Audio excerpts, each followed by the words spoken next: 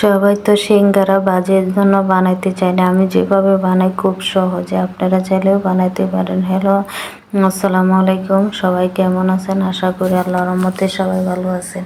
আজকে তৈরি করব সিঙ্গারা। সিঙ্গারার জন্য প্রথমে নিয়ে নিলাম দুই কৌটোর মতো ময়দা। তারপরে এর ভিতরে দিয়ে দিলাম কালি জিরা পরিমাণ মতো, তারপর দিয়ে দেব লবণ।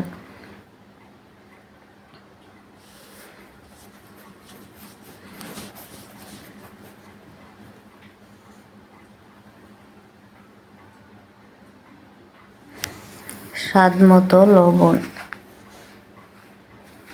তার ভিতরে দিয়ে দিব তেল।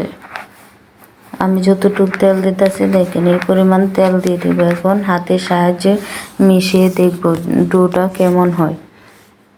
যদি আরটু তেল লাগে তাহলে আরটু তেল দিব। হাতে নিয়ে যখন দেখব মুঠ হয়েছে, যে তেলে হয়েছে। যদি মুঠ না হতো তাহলে তেলে হইতো না।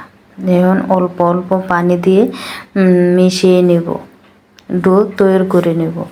অল্প অল্প পানি দেবেন, দিয়ে ভালোভাবে ডো তৈরি করে নেবেন। ডোটা 10 মিনিটের জন্য রেস্টে রাখবো।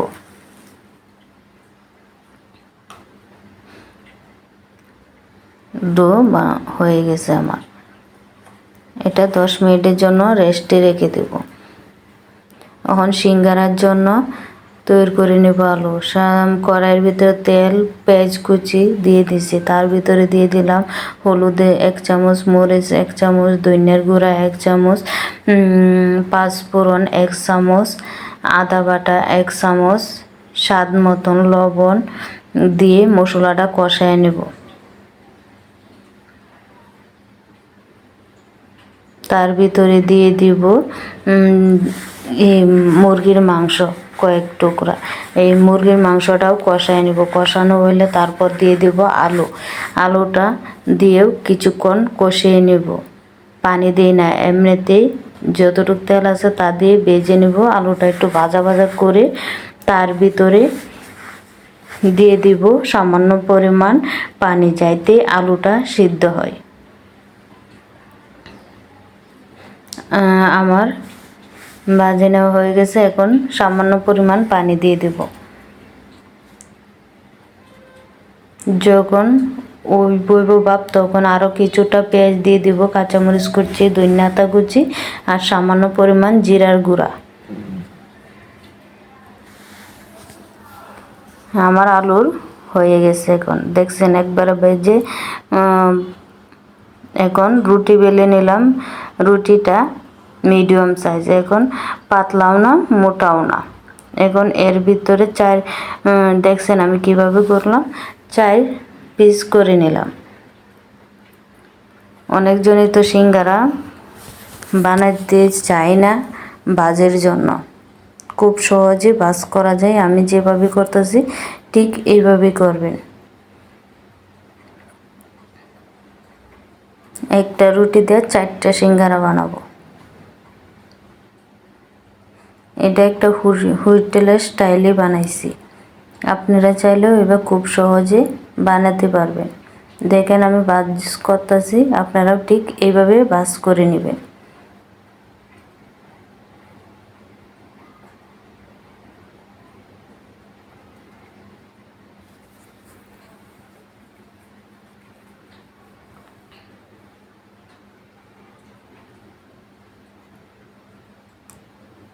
খুব সহজে ভাজ করা হয়ে গেল। আমি আরেকটা ভাজ করে আপনাদেরকে দেখিয়ে দিতেছি।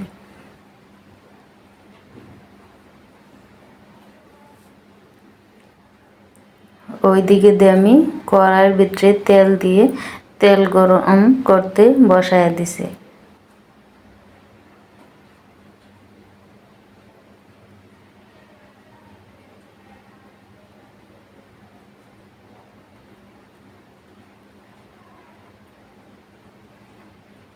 তেল গরম হয়ে গেছে। এখন সিঙ্গারা দিয়ে দিও ভাজার জন্য। কালার যত পরিমাণ না আসবে অত পরিমাণ ভাজে নেব তেলে। লো করে ভাজবো, যাতে পুড়ে না যায়, লো হিটে ভাজবেন যাতে পুড়ে না যায়।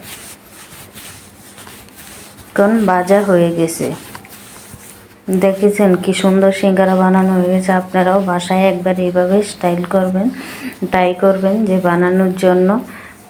আর আমার ভিডিও যদি ভালো লাগে আমার চ্যানেলটা করবেন, আমার পাশে থাকবেন।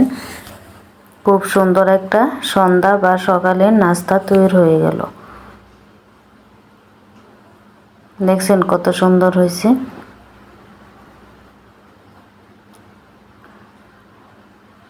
সবাই ভালো থাকবেন, সুস্থ থাকবেন। আল্লাহ হাফেজ।